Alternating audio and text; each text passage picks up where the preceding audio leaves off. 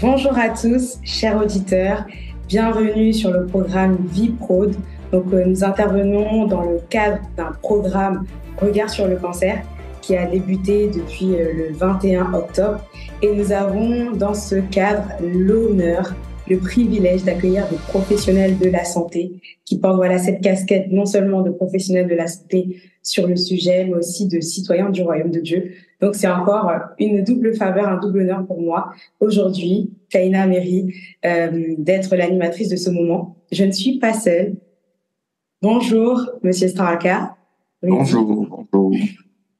Oui, alors bienvenue pour ce moment où nous allons échanger sur l'estime de soi et les cancers féminins. C'est bien ça? C'est bien cela. Voilà. Alors, Monsieur Straka, il est psychologue et psychothérapeute. Il est aussi coach en développement personnel. Jusqu'à là, tout est bon? Oui, tout est bon. Tout est bon. Et voilà, c'est un cadre dont vous avez l'habitude d'avoir puisque vous faites des podcasts sur YouTube. Ça s'appelle Parole de psy. Donc, vous avez l'habitude d'échanger sur des sujets qui touchent justement l'estime de soi, la maîtrise de soi, les pensées, vraiment comment gérer nos émotions, nos relations et comment passer à l'action, agir. C'est ça. Tout à fait, c'est bien cela. Super. Donc, on va du coup débuter notre échange sur les cancers et l'estime de soi surtout. Alors déjà, qu'est-ce que l'estime de soi? Alors, l'estime de soi, en fait, quelque part, c'est un pilier de notre bien-être personnel et psychologique. Donc, c'est vraiment la base sur laquelle on va s'asseoir pour pouvoir se développer, s'épanouir. Alors, elle se construit à partir de nos expériences, des fois jeunes, de ce que nous renvoient les parents, ce que nous renvoient ceux qui nous entourent. Donc, en fait, les différentes expériences que nous avons avec les autres, quoi. Et ce que nous recevons des autres et de la manière aussi dont nous percevons nous-mêmes.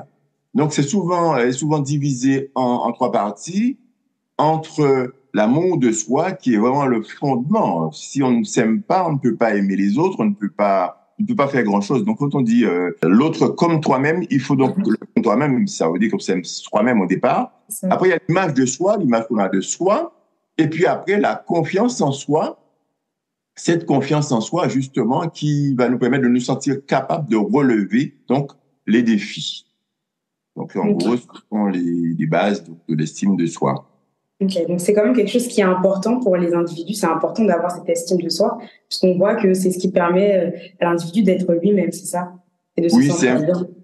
c'est important parce qu'en fait, là-dessus va se poser effectivement l'essentiel de ce qui fait la vérité de nos relations avec les autres et le fait de nous accepter comme nous sommes et pouvoir justement, parce que dès lors qu'on parle d'amour de soi, estime de soi, confiance en soi, affirmation de soi, donc la façon d'être à l'extérieur. Donc, si effectivement, à la base, les fondements sont mal posés, eh bien, on aura du mal à s'affirmer. Ok. Et donc, justement, dans le cadre de notre échange sur les cancers féminins, puisqu'on fait le rapport, on fait le lien, quels sont les rapports qui existent entre l'estime de soi et le corps de la femme, justement, le regard de la femme? Alors, il faut savoir que l'estime de soi, c'est vrai que sont souvent en lien avec le corps, parce que dans notre société, l'estime de soi en lien avec l'image, donc l'image du corps, et même quand on regarde les standards de beauté qui sont imposés par la société, on retrouve cette idée-là. Donc les femmes sont souvent exposées donc à cette image idéalisée qu'on montre et dans les médias et qui peuvent quelque part engendrer un sentiment des fois d'insuffisance des fois lorsqu'elles vont se comparer à ces standards qu'on montre dans les médias. Donc cette pression-là peut provoquer une faible estime de soi lorsque le corps subit des changements naturelles comme le vieillissement, comme la grossesse, comme maladie, comme le cancer. Et cette relation complexe entre le corps et l'estime de soi, bien, cela va révéler du moins à quel point la valorisation d'une diversité d'images corporelles est importante pour que chaque femme puisse développer une estime de soi solide, indépendante, indépendante des critères extérieurs, que ça vraiment se fonde sur les valeurs propres de la personne. Donc souvent, cette image-là du corps qui est morcelé, eh bien, c'est compliqué des fois à gérer pour la femme parce qu'en fait, il y a l'idée du corps malade, la façon de se voir, le corps malade, d'accord? Et donc, ça vient quelque part altérer l'image de soi. Et du coup, l'estime de soi en prend un coup. D'accord, merci beaucoup.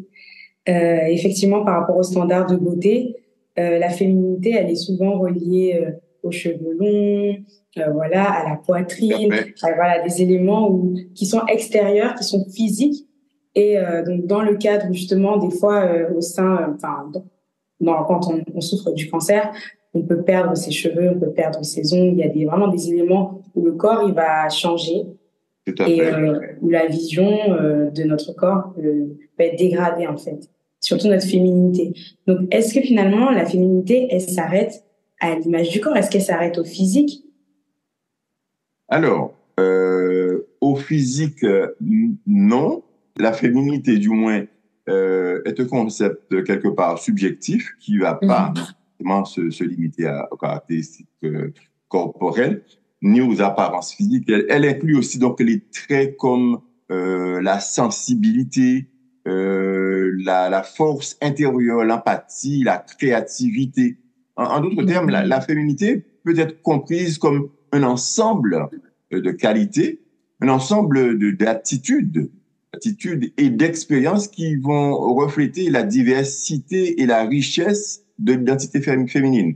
En fait, en se détachant donc des représentations purement physiques de la féminité, il devient possible donc de redéfinir ce concept-là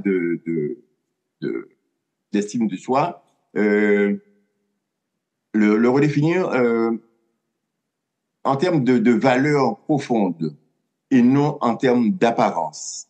Parce qu'on comprend que si c'est lié uniquement à ce qu'on voit, à l'apparence, au corps, eh bien, dès lors que le corps aura subi quelques changements, eh bien, on va vaciller et l'être va se sentir quelque part déstabilisé dans son ensemble.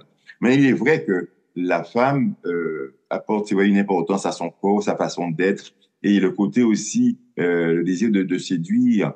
Et quelque part, le corps, effectivement, joue une importance. Mais on comprend bien que il faut comprendre que ce qui fait l'estime de soi aussi, c'est ce qu'on a au plus profond de soi.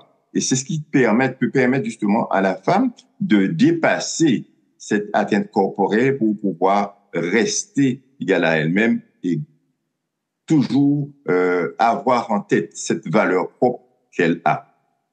Merci. Merci beaucoup pour cette réponse complète qui, j'espère, chers auditeurs, vous éclaire. Et surtout, voilà, regard sur le cancer, c'est aussi un regard pour nous qui est attendrissant, de compassion. Ce sont des maladies qui sont vraiment dures à vivre, qui touchent, qui impactent l'intérieur comme l'extérieur. Et vraiment, on veut apporter aussi notre soutien à toutes ces femmes qui se battent, qui combattent contre le cancer. Et aujourd'hui, on espère vraiment que ces paroles sur l'estime de soi vous font du baume au cœur, vous soulagent, vous éclairent et surtout vous aident à avancer de mieux en mieux dans votre combat. Et justement, comment, quand on souffre d'un cancer féminin, quand on voit des changements corporels, quand on voit vraiment notre corps changer, comment conserver l'estime de soi? Comment avoir toujours cette estime de soi, finalement? C'est vrai que c'est pas quelque chose d'évident parce que l'épreuve est quelque part sévère. Ça va affecter le physique, ça va affecter la perception de soi parce que on se regarde dans le miroir et on voit un corps transformé. Et des fois, la féminité, la perte de cheveux. Donc, c'est vrai que tout cela peut entraîner une perte d'énergie qui peut profondément bouleverser l'image corporelle et l'image de soi. Maintenant, dans cette épreuve-là, il est important de réapprendre à s'aimer et accepter son corps comme il est. D'accord? Tout cela, effectivement, en essayant de se reconnecter à ces aspects de soi qui vont au-delà de l'apparence physique. Donc, ne pas rester attaché au physique, mais vraiment aller au-delà. Donc, des approches comme l'écriture thérapeutique, comme la méditation, la pratique de la gratitude, sont des choses qui peuvent aider à maintenir une vision positive de soi. Donc, participer à des groupes de soutien, par exemple, permet de partager des sentiments avec d'autres personnes qui ont vécu des expériences similaires, qui peuvent quelque part apaiser les sentiments de solitude et de tristesse qu'on va retrouver souvent chez les personnes qui ont subi justement des ablations et qui vivent ça difficilement. Donc, c'est effectivement discuter avec son médecin, ne pas rester seul, échanger avec l'entourage, avoir un groupe de soutien, comme je l'ai dit, prendre la tâche d'un psychologue, je pense que c'est important, et et puis s'adapter donc à cette situation nouvelle qui se fait jour. D'accord. Merci pour ces précieux conseils. J'aurais aussi une autre question. S'il y a des personnes qui ont dans leur entourage des personnes qui souffrent justement de cancer, des femmes, comment finalement moi, par exemple, je peux être une source de motivation, une source de valorisation pour cette femme? Je crois que le corps va subir des changements, mais ce qui est intérieur, au plus profond, n'a pas changé.